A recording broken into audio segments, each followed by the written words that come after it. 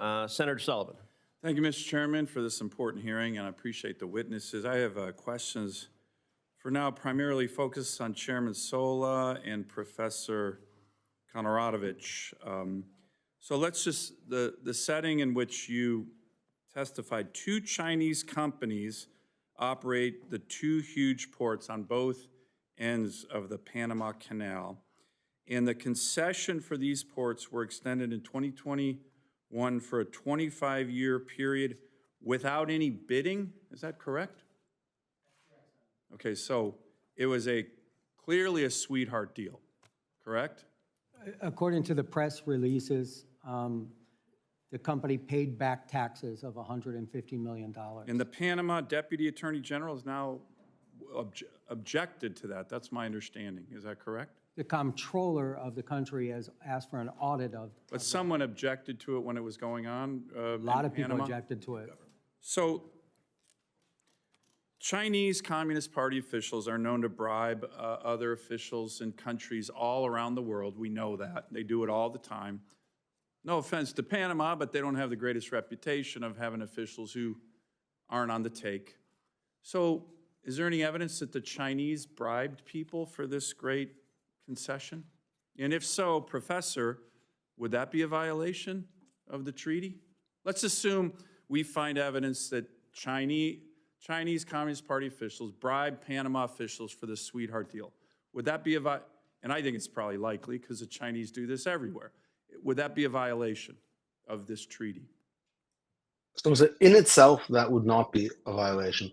What would be a violation is actual threats to the operation of the canal. Okay. However, to the extent that the Chinese government was involved in procuring these contracts, it provides sort of additional support for the notion that these companies are serving some kind of governmental interest. So it wouldn't be a violation itself, but it would be circumstantial evidence to support it. Let me get to the issue of threats. Let's assume the PRC, the PLA, invaded Taiwan or invaded the Philippines or went to war somewhere in the South China Sea. And we were surging our Navy to the Indo-Pacific through the Panama Canal. Are the companies now on controlling both sides of the Panama Canal, the Chinese companies, subject to the PRC's national security laws that mandate cooperation with the military, with state intelligence agencies? Does anyone know that? Professor, they're subject all the time. They're subject to those laws all the time by virtue of being Hong Kong companies. And they face, of course, consequences for not complying with the wishes of the Chinese government. And one of the arguments, wouldn't that be a violation of the treaty? And isn't that a huge risk to us right now that the Chinese? So that is a threat to the neutrality. They invaded Taiwan, invaded the Philippines. They could go to these 2 companies saying, hey, shut it down, make it hard, sink a ship in the canal. And wouldn't they be obligated to do that under Chinese law if they were ordered to by the PLA or the CCP? I don't know if they'd be obligated, but certainly the People's Republic of China would have many tools of leverage and pressure on these companies. That's why the treaty specifically says that we can act not just to end actual obstructions to the canal. We don't have to wait until the canal is closed by hostile military action.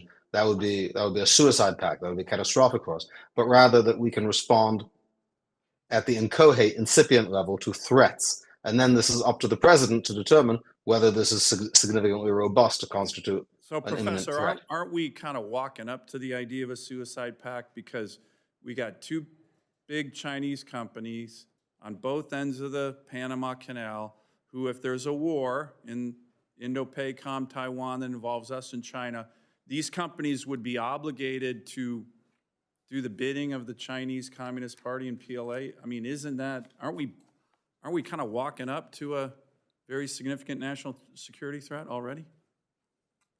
Yeah, certainly there's a threat, and I think what makes the action of the Chinese government so difficult to respond to, but important to respond to, is that they conceal this in sort of levels of gray, right, without direct control. Well, let me ask you on that topic, this is my last question, Professor. let's assume that we find out, and again, it wouldn't be surprising, I think you can almost assume it, that these two companies have Chinese spies or military officials within the ranks of the employees of the companies. Let's assume we found that out. Somehow that becomes public. But I don't think it's a big assumption. It's probably true right now. So you have spies and military personnel within the ranks of these two companies that are controlling both ends of the Panama Canal. For you, Professor and Chairman Sola, wouldn't that be a blatant violation of Article 5 of the Neutrality Treaty, if that were true? Yeah. Which probably is true. Yes. What's your I answer, do think Professor? that it would be, I do think it would be a clear violation. As Dean Rusk, former Secretary of State Dean Rusk said at the ratification hearings, informal forces can violate Article 5 as well as formal forces. And So Chairman clearly, Sola, do under you that agree with assumption, that? it would be a And violation. is there any evidence of Chinese spies or other nefarious Chinese actors embedded in these companies? Senator, we have no information of that. Okay. And that's not under the purview of the federal. But you agree that would be a violation of Article 5 of the Neutrality Treaty? I do. Thank you. Thank you, Mr. Chairman. Thank you. Senator Baldwin. Thank you. Commissioner Maffei, good to see you. Thank you for being here today.